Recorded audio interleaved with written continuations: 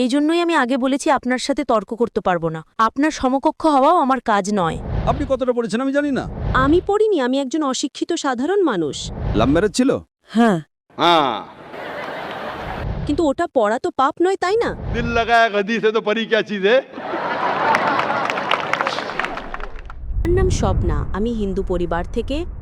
আমার স্বামী মুসলমান হামিদ কোরেশি। আমি এই প্রশ্নটা করছি যে পূর্বপুরুষদের সময় থেকেই হিন্দু মুসলমান জাত ভেদাভেদ চলছে। তো আপনি বলেন যে হিন্দু মুসলিম আলাদা আলাদা নয়, এরা সব এক। আমি মানি, কিন্তু ব্যাপারটা হলো যখন কোনো হিন্দু বাচ্চা হয় তখন তাকে হিন্দু রীতিতে বরণ করা হয়, মুসলিম বাচ্চা হয় মুসলিম রীতিতে বরণ করা হয়, যেমন তার কানে আজান দেওয়া হয়। আর যখন হিন্দু বাচ্চা হয় তার নাম কৃষ্ণ বা রাম নাম রাখা হয়। যাকে যেরকম শিক্ষা দেওয়া হয় সে সেরকমই শিক্ষা পায়। যেমন আমাদের শেখানো হয়েছে ছোটবেলা থেকে ভগবানকে মানতে, আমরা ভগবানকে মানি। আমরা মুসলমান ধর্মকেও মানি, এমন নয় যে মানি না। আমাকে যেরকম শিক্ষা দেওয়া হয়েছে সেই শিক্ষাকেই আমি মানি। কিন্তু আপনি বলেন যে মুসলিম সঠিক আর হিন্দু ভুল, এমনটা কিভাবে বলতে পারেন? পূর্বপুরুষরা এত বড় মানুষ ছিলেন, তারা অনেক কিছু জানতেন। আমি আপনার সাথে তর্ক করতে পারবো না, কারণ আপনি অনেক কিছু জানেন আর আমি কিছুই জানি না। আমাদের বাবাদাদারা এসব দেখে এসেছেন এবং আমরাও দেখেছি যে আমরা গুরুজন, তাদের আমি সম্মান করি। তিনি আমার সাথে তর্ক করতে চান না, আমিও আপনার সাথে তর্ক করতে চাই না। করতে পারবো না কারণ আমার অত শিক্ষা নেই, অতটা বলতে পারবো না, তাই না? বোনের প্রশ্ন হলো যে আমি বলি হিন্দু মুসলিম এক, কিন্তু যে হিন্দু পরিবারে জন্মায় তাকে হিন্দু শিক্ষা দেওয়া হয়, যে মুসলিম পরিবারে জন্মায় তাকে মুসলিম শিক্ষা দেওয়া হয়। তাহলে এটা কিভাবে বলা যায় যে মুসলিম সঠিক আর হিন্দু ভুল? এটা কি বোন আপনি বলছেন আপনার শিক্ষা কম। আমি আপনাকে জিজ্ঞেস করতে চাই 2 যোগ 2 কত হয়? 2 আর 2 কত হয়? 2 আর 2 কত হয়? 2 আর 2 কত হয়? 4 হয়। মাশাআল্লাহ। তাহলে বলবেন না যে আপনার শিক্ষা নেই। যদি গ্রাম থেকে কোনো মেয়ে এসে বলে আর বলে যে আমার বাবা আমাকে শিখিয়েছেন 2 যোগ 2 5 হয়, তাহলে আপনি কি বলবেন তাকে? 4 হবে, 5 কিভাবে হবে? 4 হবে 5 কিভাবে হবে? তোমার বাবা অঙ্ক জানতেন না। সে যদি বলে না আমার বাবাই শিখিয়েছেন, আপনি কি তাকে বলবেন আচ্ছা ঠিক আছে 2 যোগ 2 4ও হয় আবার 5ও হয়? এটা বলা ভুল। দুটোর মধ্যে অনুসন্ধান করতে হবে কোনটা সঠিক, সেটার উপরে আমল করি। না না, আমি কি চাই হিন্দুও সঠিক মুসলিমও সঠিক, 2 যোগ 2 4ও সঠিক, 2 যোগ 2 5ও সঠিক। আপনি তো মাশাআল্লাহ অনেক জ্ঞানী, আপনি জানেন 2 যোগ 2 4 হয়। কত লোকেরা জানে না 2 যোগ 2 4, তারা বলে 5 হবে। যেহেতু খোদা আপনাকে জ্ঞান দিয়েছেন, বুদ্ধি দিয়েছেন, আপনার দায়িত্ব হলো তাকে বলবেন বোন 2 যোগ 2 5 নয়, 2 যোগ 2 4 হয়। তখন সে হয়তো বলবে আচ্ছা আচ্ছা দুটোই ঠিক। আপনি বলবেন না দুটো ঠিক নয়, 2 যোগ 2 4ই হয়, 5 ভুল। একইভাবে যদি কারো বাবা মা তাকে ভুল শিখিয়ে থাকেন যে মূর্তি পূজা করতে হবে, অথচ হিন্দু ধর্মগ্রন্থে বলা হয়েছে মূর্তি পূজা ভুল, তাহলে যার কাছে জ্ঞান আছে, আমি একজন ছাত্র, ইসলামও অনেক ধর্মের, তো যেহেতু আমার জ্ঞান আছে আমি অবশ্যই সেসব লোকদের বলবো যারা ভুল বলছে সঠিক জিনিসটা অনুসরণ করুন। আমি আপনার সাথে বিতর্ক করব না। কিন্তু যারা জ্ঞানী লোক হিন্দু ধর্মের, খ্রিস্টান ধর্মের, ঈসাই ধর্মের, এটাকে বলে ডায়ালগ। আমি স্টুডেন্ট আর তারা পিএইচডি ডক্টর। আমি মেডিকেলের ডক্টর, ধর্মের ডক্টর নই। তাদের সাথে সংলাপ করি, আলোচনা করি, বিতর্ক করি। আমি যদি ভুল হই আমাকে ভুল প্রমাণ করুন, আমি নিজেকে বদলাতে রাজি আছি। আপনি আমাকে প্রমাণ করুন যে আমি যা বলছি তা ভুল, আমার ধর্ম ভুল, আমি আপনার ধর্ম গ্রহণ করতে প্রস্তুত আছি। Open challenge. আমি কেন বলছি? কারণ আমি ইসলাম ও কয়েক ধর্মের এক সাধারণ ছাত্র। 19 বছর পর্যন্ত আমার পরিবার মুসলিম ছিল, তাই আমিও ছিলাম। 19 বছর পর যখন গবেষণা শুরু করলাম তো জানতে পারলাম যে আমি সঠিক ধর্মে আছি। তারপর অন্য ধর্ম সম্পর্কে জানতে শুরু করলাম যে সব ধর্মেই ভালো কথা আছে। প্রত্যেক ধর্মের কিতাবে পরিবর্তন আসার পরেও, দুর্নীতি আসার পরেও এই সঠিক কথা লেখা আছে যে ঈশ্বর এক, তিনি ছাড়ার কারো ইবাদত করা উচিত নয়। এর মানে কি আমাদের গুরুজনেরা যে শিক্ষা দিয়েছেন তা ভুল? কিছু জিনিস সঠিক, আবার অনেক কিছু ভুল। আমি আপনার বড় থেকে বড় গুরুর সাথেও বিতর্ক করেছি। একজন আপনাদের হিন্দুস্তানের মান্যগণ্য শ্রী শ্রী রবিশঙ্করের নাম শুনেছেন? শ্রী শ্রী রবিশঙ্কর শুনেছেন?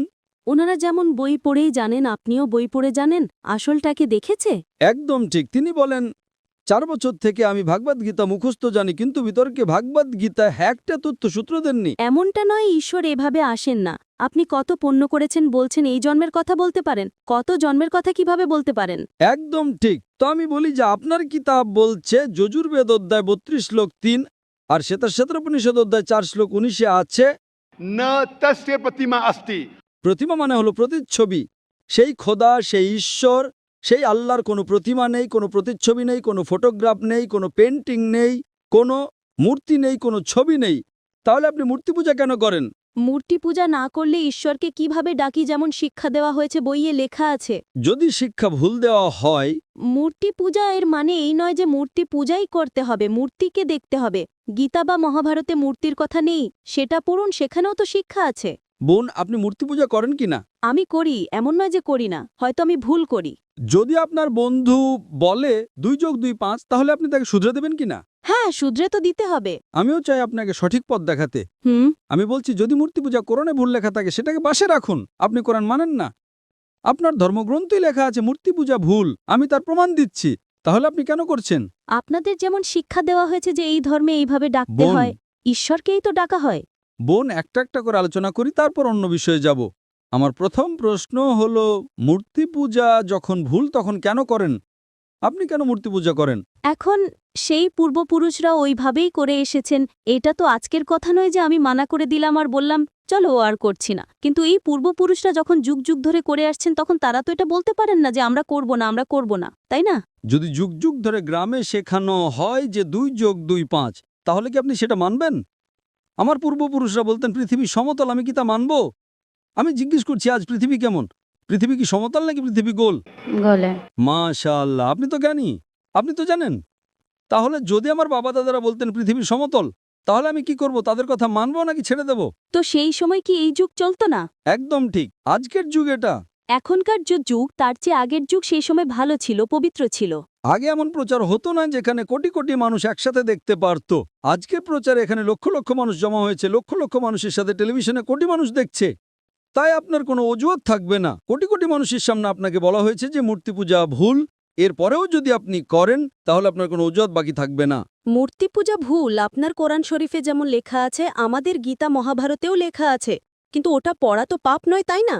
আমি কখন বলেছি যে গীতা পড়া ভুল? আমিও গীতা পড়ি, আমি বাইবেলও পড়ি, আমি ইহুদিদের কিতাবও পড়ি, আমি বেদও পড়ি। আপনি কতটা পড়েছেন আমি জানি না, আমি পড়িনি, আমি একজন অশিক্ষিত সাধারণ মানুষ। কিন্তু আমি পড়েছি। হ্যাঁ, এই জন্যই আমি আগে বলেছি আপনার সাথে তর্ক করতে পারবো না। আপনার সমকক্ষ হওয়াও আমার কাজ নয়। হ্যাঁ, তো আমি আপনার সাথে তর্ক করছি না, আমি শুধু অনুরোধ করছি। কিন্তু আমি এটা বলতে চাইছি না আমাদের পূর্বপুরুষরা যা করে এসেছেন সেটা কি ভুল? এজন্যই তো বললাম, আমার পূর্বপুরুষরা বলতেন যে পৃথিবী সমতল, দুনিয়া সমতল। আমি সেই পূর্বপুরুষদের কথা কি মানব? আমি পূর্বপুরুষদের সম্মান করব, তারা আমার বড় ছিলেন, আমার বাবা দাদা ছিলেন। সম্মান করার মানে এই নয় যে তাদের সব কথা মানতে হবে। যদি আমার পূর্বপুরুষরা বলতেন 2 যোগ 2 5, তাহলে কি মানব? না। আমি শ্রদ্ধার সাথে আচরণ করব, আমি তাদের গালি দেব না, আমি তাদের অসম্মান করব না, ভালোবাসার সাথেই বলবো, কিন্তু বলবো যে আপনি ভুল। হুম। আর যদি নাও বলি, অন্তত আমার জীবনে সেটার ওপর আমল করব না। হুম। আমি জিজ্ঞেস করতে চাই যে যখন আপনার ধর্মগ্রন্থ বলছে আপনার স্বামীর কিতাব, হুম। আপনি তো আপনার স্বামীকে বিয়ে করেছেন, তাই না? হ্যাঁ। লাভ ম্যারেজ ছিল? হ্যাঁ। हाँ ঠিক ছিল না ভুল ছিল সেটা অন্য কথা, কিন্তু যখন আপনি আপনার স্বামীকে এত ভালোবাসেন, আপনার স্বামী আপনাকে ভালোবাসেন কিনা? হ্যাঁ। করেন তো? হ্যাঁ। আমি আমার স্ত্রীকে খুব ভালোবাসি, আমি আমার স্ত্রীকে সবচেয়ে বেশি ভালোবাসি। আপনার স্বামী আপনাকে ভালোবাসেন, তিনি কি চান না যে আপনি জান্নাতে যান? না। আপনি কি চান যে আপনার স্বামী জান্নাতে যাক? যাক কি না? হ্যাঁ। তাহলে আমি জিজ্ঞেস করি, যদি একটা গাড়ি থাকে আর সেই গাড়িটা যখন চলে, তার একটা চাকা সাইকেলের আর আরেকটা চাকা ট্রাক্টরের, গাড়িটা চলবে কি? না। চলবে না, ভারসাম্যহীন। এজন্য আমাদের দেখা উচিত কোনটা একটা সঠিক। 4 টায়ার যদি লাগিয়ে দেয় সাইকেলের, তাহলে হয়ে যাবে হাতগাড়ি। যদি ট্রাকের টায়ার লাগাই, হয়ে যাবে ট্রাক। তাই আমাদের এটা অনুসন্ধান করা উচিত। আমি এটা বলছি না যে চোখ বন্ধ করে আপনি আপনার স্বামীর কথা মেনে নিন। শিক্ষিত হওয়া জরুরি নয়, কিন্তু বুদ্ধিমান প্রজ্ঞাবান হওয়া জরুরি। আমাদের শেষ নবী মুহাম্মদ সাল্লাল্লাহু আলাইহি ওয়াসাল্লাম, তিনিও নিরক্ষর ছিলেন, কিন্তু সবচেয়ে জ্ঞানী ছিলেন। তো আমি আপনাকে জিজ্ঞেস করছি, যখন স্পষ্টভাবে আপনার বইয়ে হিন্দু ধর্মগ্রন্থে এবং কোরআনে লেখা আছে, তখন আপনার পূর্বপুরুষরা যদি ভুল কথা বলতেন, তাহলে কি আপনার সেই ভুল জিনিসের ওপর আমল করা জরুরি? না। তাহলে আপনি কেন মূর্তি পূজা ছাড়েন না? আপনি বলেন আপনি আপনার স্বামীকে ভালোবাসেন কিনা সেটা একটা প্রশ্নচিহ্ন।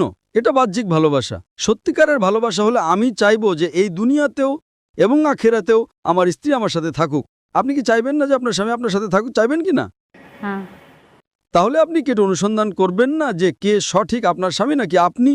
কারণ আপনার হিন্দু ধর্মগ্রন্থ লেখা আছে এটা হারাম। ইয়া।